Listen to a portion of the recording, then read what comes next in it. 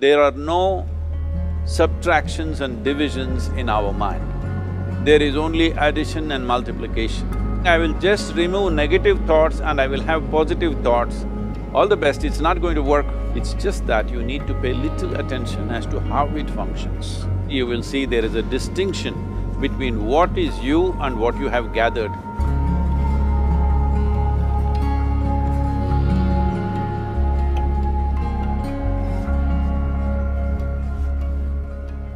Well, see the way the question is asked and also the way normally it's addressed is, people think there is something called as negative thought and positive thought.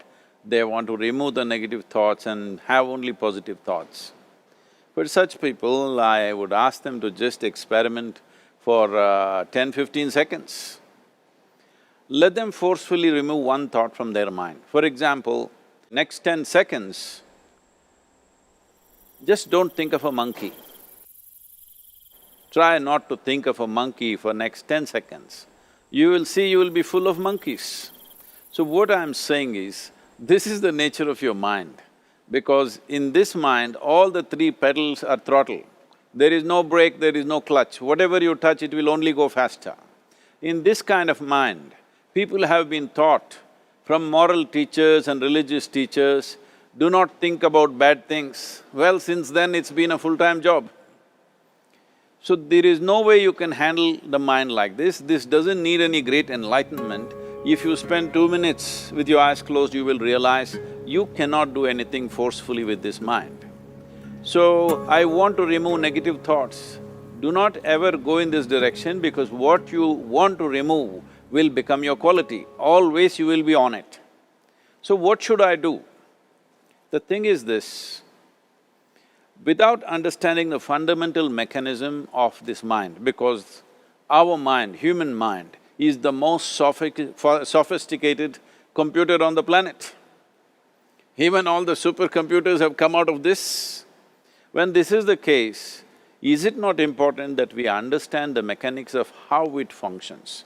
One simplistic aspect of how it functions is, there are no subtractions and divisions in our mind. There is only addition and multiplication. If you try to do something with it, it will say one more. If you try hard, it will multiply into many more. In this mind, you don't try to identify what is positive, what is negative and try to remove it. First of all, one needs to understand, this mind of yours, this body of yours is supposed to serve you. The life that you are is important. Body and mind are vehicles that must serve us. If you sit in a vehicle, it must go where you want to go. If it goes to its own destination, what is the point of such a vehicle? It's just a nuisance. Right now, most human beings are unfortunately experiencing this fantastic possibility of human mind as a nuisance, as a troublesome thing. Well, this is the most beautiful thing you have. It's just that you need to pay little attention as to how it functions. One simple thing is this. First and foremost process is, that's why we put out this process called Isha Kriya. This is to distance yourself from your physiological and psychological process. There is something called as you which exists. This is not a composite of all your thoughts and emotions and physiological processes. Beyond that, there is you. If you close your eyes, even if you cannot see anything, you're still there. It is through the window of your eyes that you're looking out, but if you close your eyes, it doesn't mean that you don't exist, you still exist. So beyond your thought, you still exist, beyond your emotion, you still exist. So that you, the life that you are, this has to come into your experience. Why is it that you're not allowing that to come into your experience, which is the most significant aspect of who you are? Who you are right now, the most significant aspect is, you and me are alive right now, this is it. What I'm thinking, what you're thinking is not the important thing. We are alive right now, that is the important thing. So, it is important that you focus on this fundamental sense of aliveness within you, and then you will see there is a natural distance between you and your thought process.